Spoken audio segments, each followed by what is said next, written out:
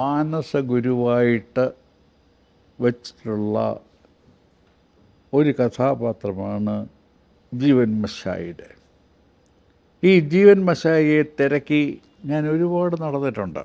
എനിക്കറിയാം അതൊരു ബന്തോപാധ്യായയുടെ ഒരു ബുദ്ധിയിൽ തോന്നിയ ഒരു കഥാപാത്രമാണെന്ന്. പക്ഷെ ജീവൻ മശായി റെപ്രസെൻ്റ് ചെയ്യുന്നത് മരണമെന്ന സങ്കല്പത്തിൻ്റെ ഏറ്റവും ഭിന്നമായ ഒരു രീതിയാണ്.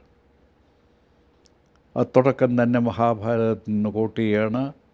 അഹന്യഹനിഭൂതാനി ഗച്ഛന്തി യമമന്ദിരം ശേഷസ്ഥിരത്വമിച്ഛന്തി കിം ആശ്ചര്യമതപ്പരം എന്നാണ്. അതായത് നിത്യം യമൻ്റെ എബോർഡിലേക്ക് ജനം പോകുന്നു, ബാക്കിയുള്ളൊരു സ്ഥിരത്വം ആശിക്കുന്നു. അതിനേക്കാളും കവിഞ്ഞത് ഒരത്ഭുതം എന്താണെന്നാണ് ചോദ്യം തുടങ്ങുന്നത്. ജീവൻ മശായി അവിടെ അച്ഛൻ ജഗത് മശായി ഒരു സെമിന്ദാറായി. ഈ പയ്യനെ മെഡിസിൻ പഠിക്കാൻ വിട്ട് കഴിഞ്ഞ് തന്നെ അച്ഛൻ വൈദ്യനുമായിരുന്നു.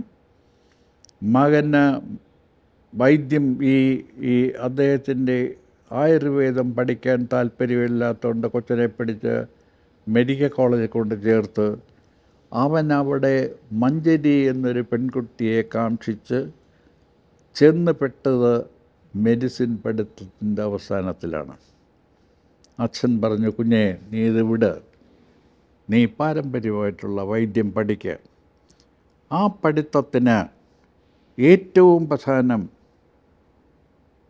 ജീവിതം എന്ന പോലെ തന്നെ പ്രാധാന്യമായ മരണം എന്നുള്ള കോൺസെപ്റ്റാണ്.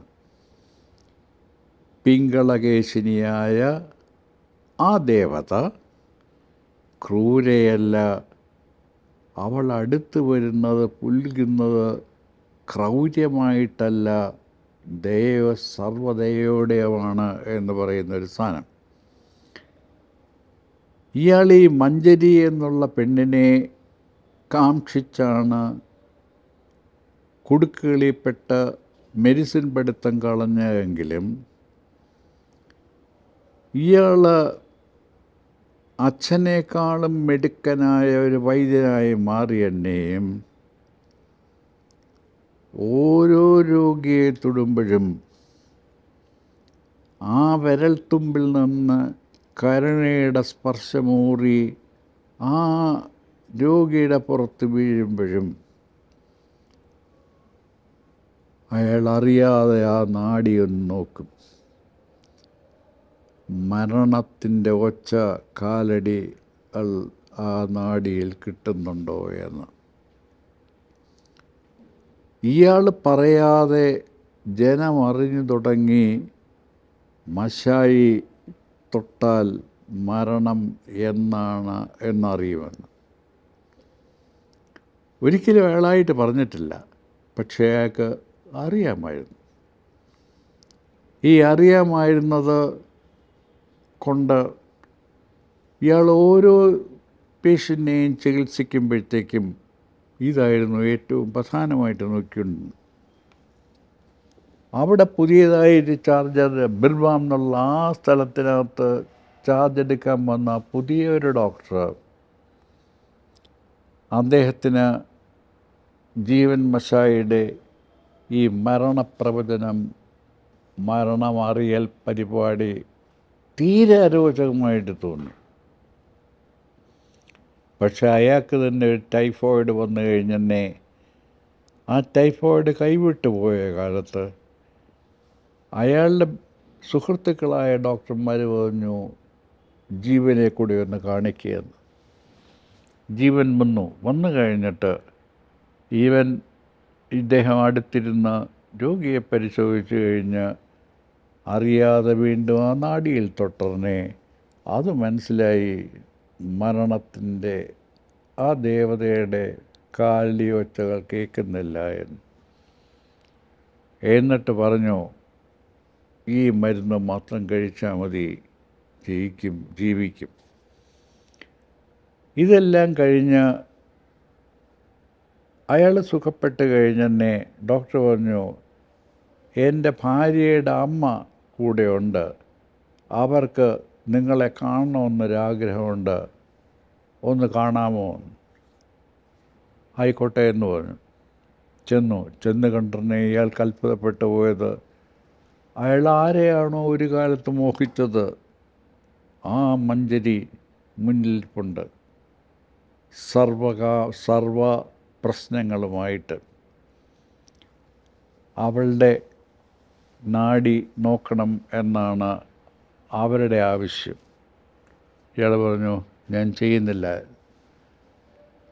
എന്താ ചെയ്യാനാ?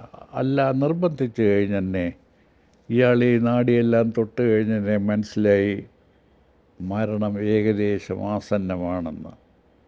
അപ്പോൾ ഇയാൾ പറയുന്ന, കുഞ്ഞുങ്ങളോടൊപ്പം ഇനി അങ്ങ് സുഖിച്ച് കഴിയുന്നതല്ലേ നല്ലത്, ഗർഭിണിയായ മകളുടെ മകളായിട്ട് ജനിക്കുന്നതല്ലേ ഇനിയും നല്ലത്. അപ്പോൾ ഇത് കേട്ട് നിന്ന പ്രദ്യോത് ഡോക്ടർ പറയുന്നു, അങ്ങ് ഇങ്ങിതാണോ മരണം എന്ന് പ്രവചിക്കുന്നത്? എന്നിട്ട് പ്രദ്യോത് ഡോക്ടർ അന്നാണ് ഈ മനുഷ്യൻ്റെ ആ സിദ്ധി മനസ്സിലാക്കുന്നത്. ഇത് കഴിഞ്ഞിട്ട് സ്വന്തം മരണം പ്രെഡിക്റ്റ് ചെയ്യുന്നത്, സ്വന്തം പൾസൊക്കെ നോക്കിക്കഴിഞ്ഞിട്ട്,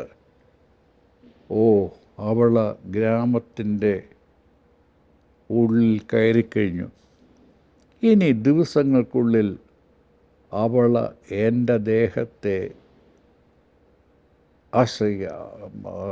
സമീപിക്കും, എൻ്റെ ദേഹിയെയും കൊണ്ടേ പോകും.